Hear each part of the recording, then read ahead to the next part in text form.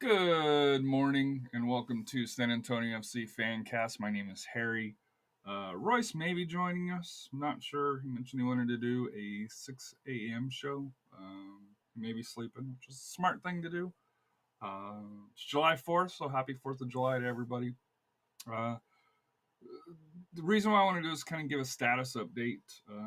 As probably everyone's aware, we haven't done a show in probably, 4, 5, 6 weeks. And that's mainly on me. Just with having 17-year-old twins in a couple of days, just keeping up with them, working full time. Me and my wife Monica have had some health issues that we've been working with during this time here. So I would like to say, hey, we're going to get back to regularly weekly programs. I don't know if I can commit to that right at this point. We'll see if I may be taking more of a background role, more producer.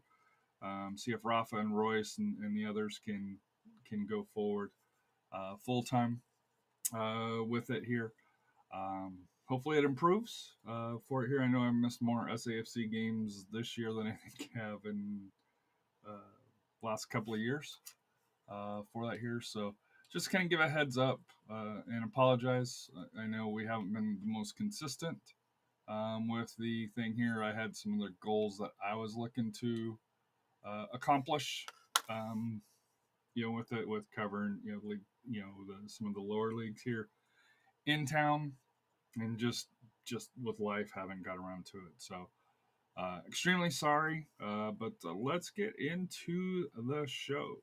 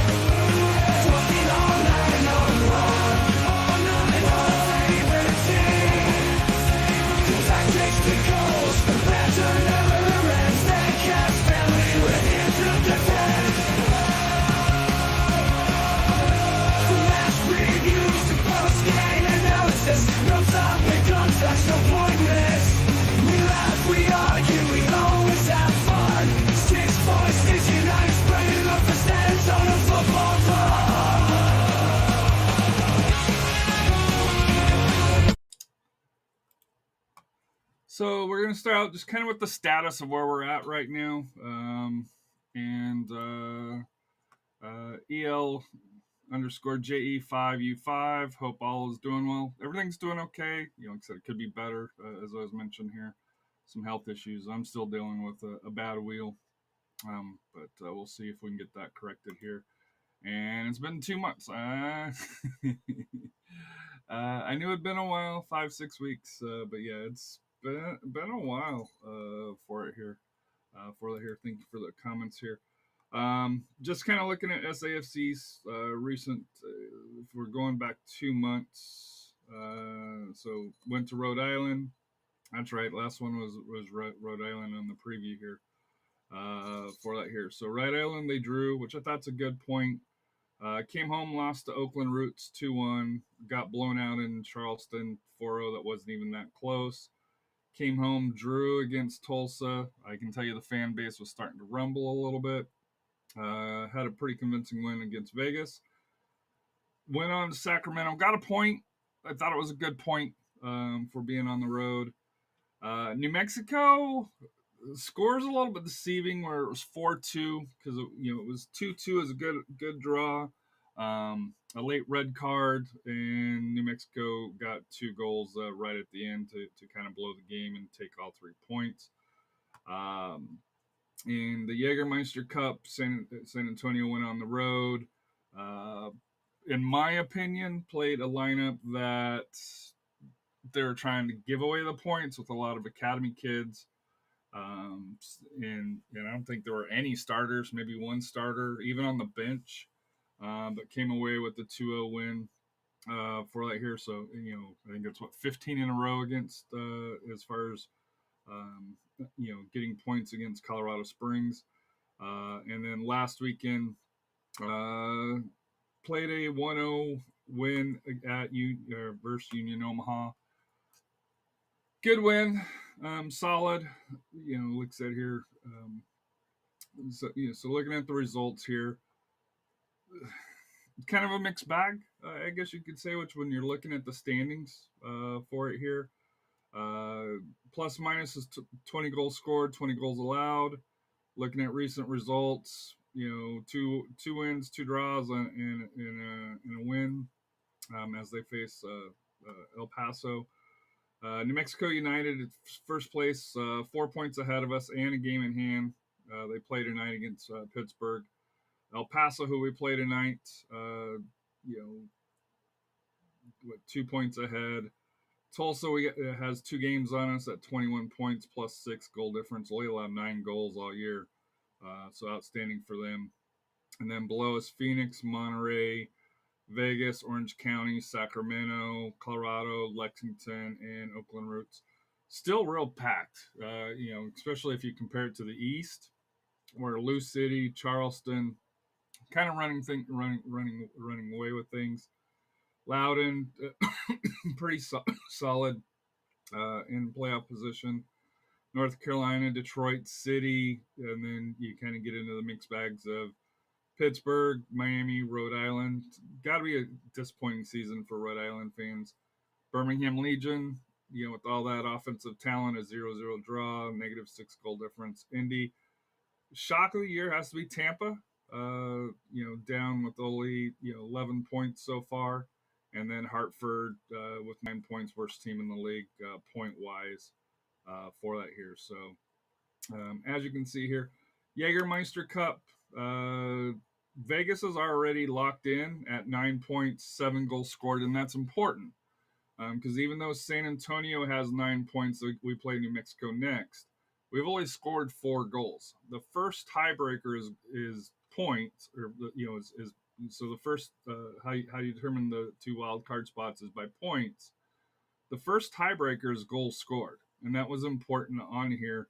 So assuming that we don't draw 4-4 or assuming we don't lose 5-4 to New Mexico United, if SanAntonio does not beat New Mexico United, there's a chance they may not get one of the wild card spots because Vegas is already done with 7 goals scored here at 9 points. So they're already ahead of SanAntonio in the wild card side.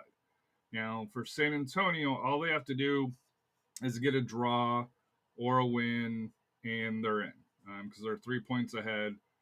So New Mexico has to win in regulation to be able to do it because if you win in PKs, it's 2 points, so that would still be there for shortly. Everybody else is really kind of eliminated: Phoenix, Colorado Springs, El Paso, Tacoma, Union Omaha. Group 3, still kind of a lot to play for. India and Birmingham Legion, 8 and 7 points for it here. But if you look at their goals scored, it's more than SanAntonio's 4. So that's where getting the wild card points is going to be, especially if you look at Rhode Island. They play Hartford in the last match here.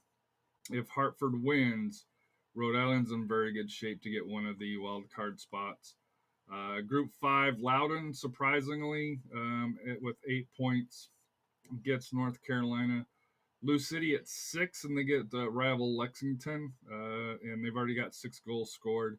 So when it comes to that 9 point, number here, this is where it's going to be key for SanAntonio FC for that here, and this is why this tournament is kind of great, is because it's about offense and creating goals scored. Group 6 is wide open. Greenville Triumph is in the lead at 6. The Miami FC at 5. Tampa, South Georgia Tomino at 4. And Tampa's only played 2 matches.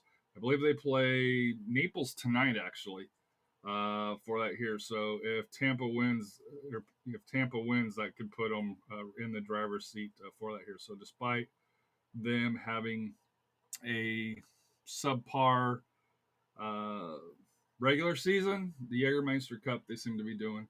Moving to SanAntonio news. for it here.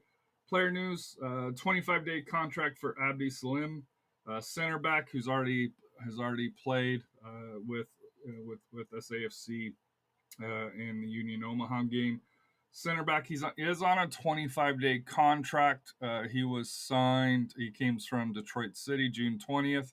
So it'll be interesting if he is still signed here.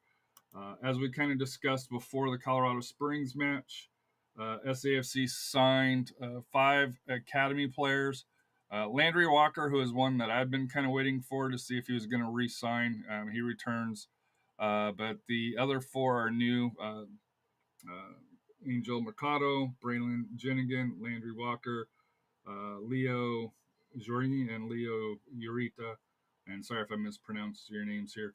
They all did a great job against Colorado Springs for that here.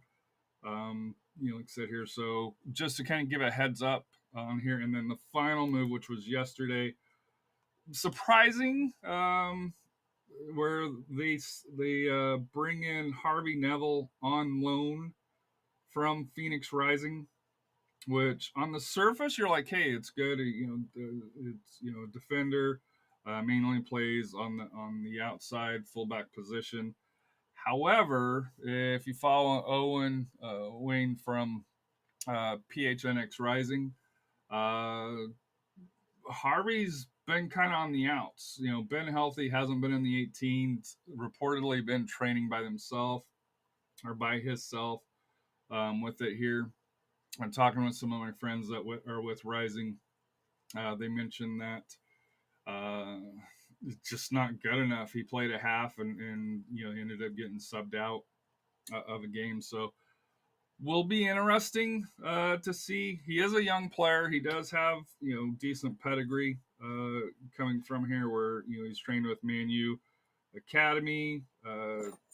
For that here had played in Premier League 2 matches and an EFL trophy match.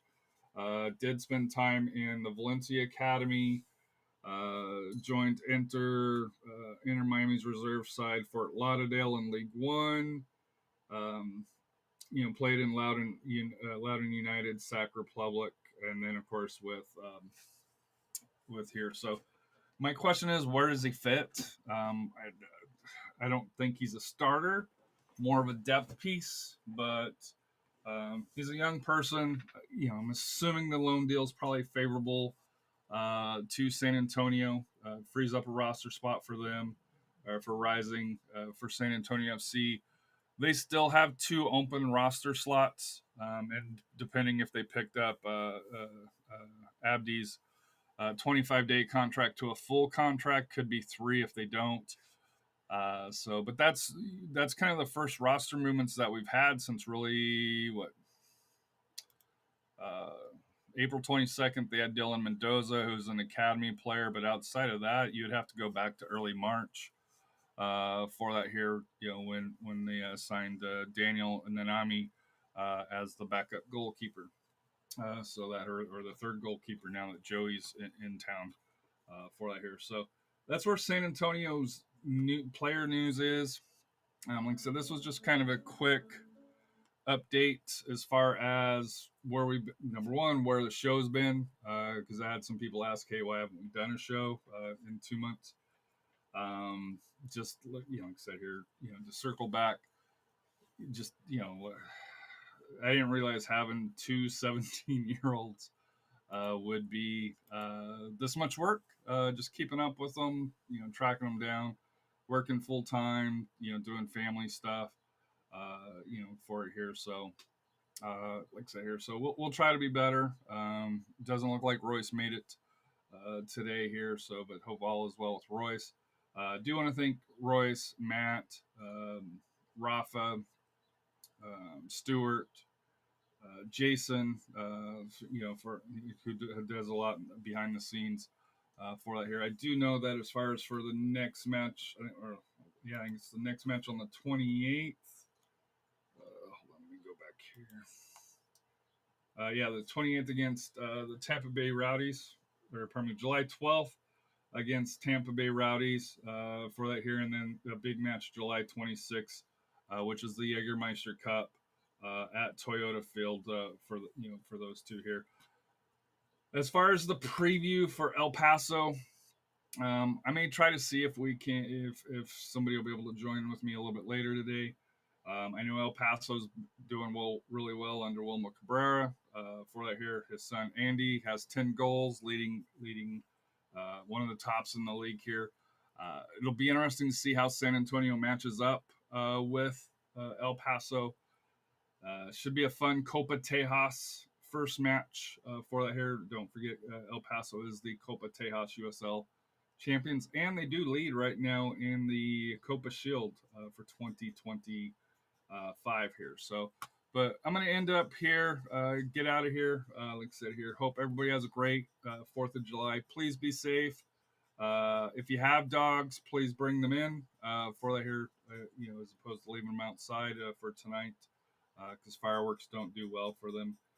But thank you for everybody for tuning in. What's Life Without Goals? We're out.